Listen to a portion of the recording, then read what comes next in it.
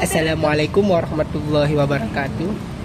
Saya atas nama T. Imam Mujahid Fillah atas NIM 250212018.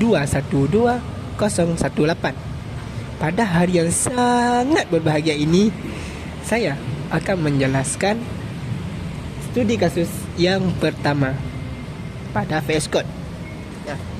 Di baris pertama yang ada pagar warna hijau-hijau ini, itu disebut dengan komentar yang berfungsi sebagai pemberi penjelasan kepada manusia, tapi tidak berpengaruh dalam program Python. Pada baris kedua, input underscore nilai mahasiswa. Baris kedua ini berfungsi yang memfungsikan kode input underscore nilai underscore mahasiswa.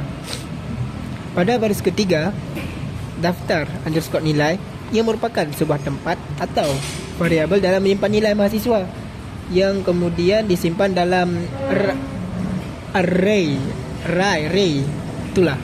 Pokoknya pada baris keempat, print ini berfungsi untuk menampilkan kode yang telah kita input. Pada baris kelima, komentar lagi, dan komentar ini yang menyatakan terjadinya sebuah pengulangan mengandalkan while and true, yang berarti pengulangan tanpa batas.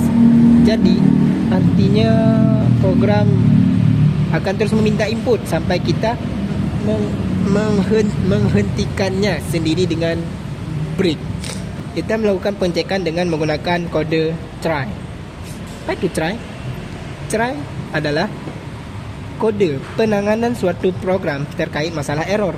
Jadi bisa dibilang dia akan membantu menjalankan kode-kode yang berpotensi error apabila pengguna salah memasukkannya. Setelah itu kita diperintahkan untuk mengambil input angka. Dalam tahap ini kita menginput nilai mahasiswa ke dalam daftar dengan keterangan mengubah input angka menjadi angka desimal yaitu float, sehingga nomor mahasiswa dihitung dari list daftar nilai. Masuk ke bagian sentinel value. Sentinel value yang menyatakan jika user menginput min1, maka proses looping, iaitu perulangan, akan berhenti dengan ketentuan batas, dan ia akan berhenti jika kita ketik break. Tahap validasi range nilai menyatakan nilai 0 hingga 100. Artinya jika nilai lebih dari 0 dan kurang dari 100, maka sistem tidak akan error, dalam arti nilai yang diinput sesuai. Tapi, ada tapinya loh. Jika tidak sesuai dengan perintah, maka sistem akan menampilkan error dan mengakhiri input dengan mengetikkan min1. Pada tahap ini kita masuk lagi pada komentar, iaitu penjelasan mengenai statistik kelas. Di sini kita akan menjelaskan tentang statistik tersebut. Jadi bagian ini kita membuat fungsi yang bernama analisa kelas. Fungsi ini menerima satu data, yaitu daftar underscore nilai yang isinya kumpulan nilai mahasiswa. Kemudian pada baris if not daftar underscore nilai, ia mengecek apakah daftar underscore nilai kosong atau tidak. Kalau kosong, berarti belum ada nilai yang dimasukkan. Kalau memang tak ada data fungsi, langsung mengembalikan nilai 0 untuk rata-rata dan nilai 0 untuk jumlah lulus, supaya program tidak error.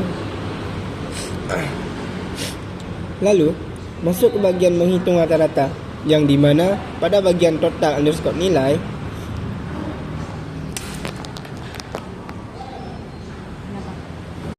sama dengan sum dalam kurung daftar underscore nilai tutup kurung, merupakan statistik yang bekerja pada peran masing-masing. Sum adalah fungsi bawaan Python yang dipakai untuk menjumlahkan semua angka di dalam list.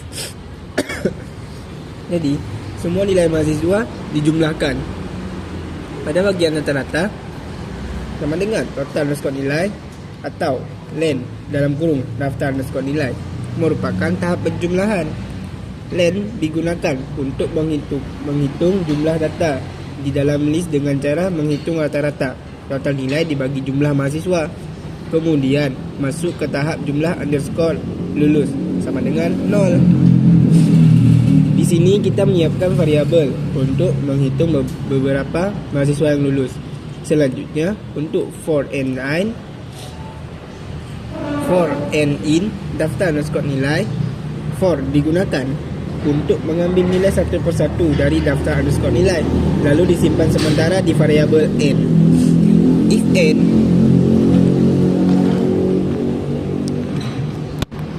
lebih besar sama dengan 60 adalah kondisi pengecekan. Kalau nilai mahasiswa lebih besar atau sama dengan 60, berarti dia lulus. Jumlah underscore lulus ditambah sama dengan 1. Kalau lulus, maka jumlah lulus ditambah 1. Bagian else, tidak lulus, tidak perlu dihitung. Maka kita tak perlu merepotkan diri lagi untuk menghitungkan mereka yang tak lulus, karena sudah ada keterangannya. Kalau nggak lulus, nggak perlu dihitung. Return rata-rata jumlah lulus. Fungsi ini mengembalikan dua hasil sekaligus, yaitu rata-rata kelas dan jumlah mahasiswa yang lulus. Komentar selanjutnya, main program utama. Def main merupakan fungsi utama yang mengatur jalannya seluruh program. Print sistem analisis nilai kelas. Baris yang mengambil judul program ke layar. Pada layar 1 yaitu data underscore kelas sama dengan input underscore nilai underscore mahasiswa, merupakan bagian si program memanggil fungsi input nilai, lalu hasilnya disimpan ke variabel data underscore kelas. Langkah kedua, program menampilkan semua nilai mahasiswa yang sudah dimasukkan. Tanda F dipakai supaya isi variabel bisa langsung ditampilkan di dalam teks. Langkah 3, analisis logika. If len data underscore kelas lebih besar dari 0, baris yang mengecek apakah jumlah data lebih dari 0, artinya tidak ada nilai yang diinput.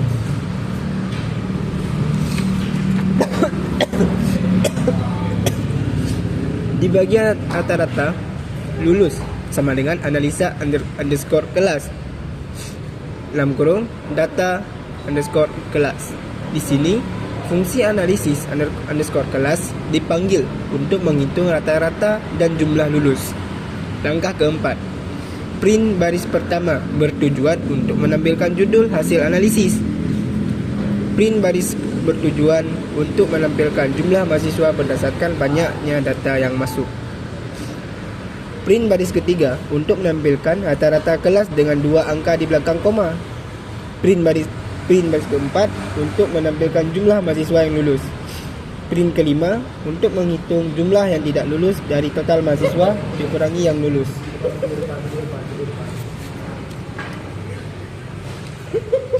Bagian else, di sini sistem akan dijalankan kalau tidak ada nilai yang dimasukkan sama sekali, dan kode yang terakhir merupakan kode yang memastikan fungsi main yang hanya dijalankan saat file ini dijalankan langsung, bukan saat dipanggil dari file lain.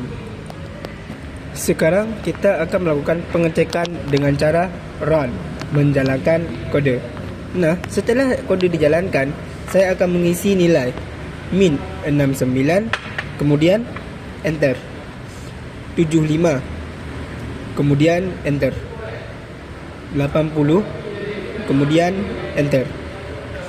98, kemudian enter.